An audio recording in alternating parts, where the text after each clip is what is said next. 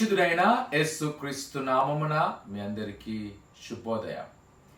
నేడొక వాగ్దానము యెషయా గ్రంథము 62వ అధ్యాయం 3వ వచనం. నీ దేవుని చేతిలో రాజకీయ మకుటముగాను ఉందువు. ప్రియ సహోదరి సహోదరులారా, ఈ ఉదయకాల సమయంలో దేవుని యొక్క వాక్యం ద్వారా అభరస్కరమైన మాట.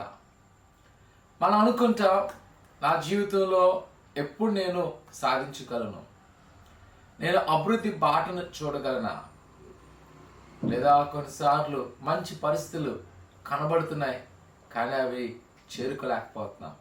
కానీ ప్రభు అంటున్నాడు, ఇదిగో నా చేతిలో నిన్ను రాజకీయ మకుటంగా ఉంచుతాను. అనగా ఆయన తన హస్తములో నేను దీవించాలని ఆశపడుచున్నాడు.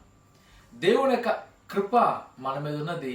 ఆయన ఎలాగైనా తన బిడ్డలను బలపరిచేవాడు. అయితే మనం చేయాల్సింది ఏంటి అంటే నమ్మకించడం. ఆనాటి యూదులు బబులోను చెరలో ఉన్నప్పుడు వారు అనుకున్నారు, ఇంకా ఎన్నడూ మేము మా దేశానికి వెళ్ళలేమని. కానీ దేవుని యొక్క వాగ్దానం తెలియబడుతుంది, ఇదిగో నేను నిన్ను ఆశీర్వదిస్తాను.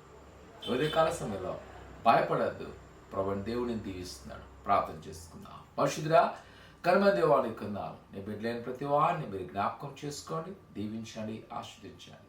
నీ వాక్య సెలవిచ్చే ప్రకారము నీ చేతిలో వారిని రాజకీయ మకుటముగా మీరు ఉంచి, వారు ఏదైతే కోరుతున్నారో, ఏదైతే ఆలోచిస్తున్నారో వాటిని నెరవేర్చి బలపరిచి సమృద్ధిపరచమని యేసునామమున తండ్రి, ఆమేన్. ఆయన నమ్మకించండి, ప్రభువు నీ పట్ల గొప్ప కార్యం చేయను గాక. ఆమేన్.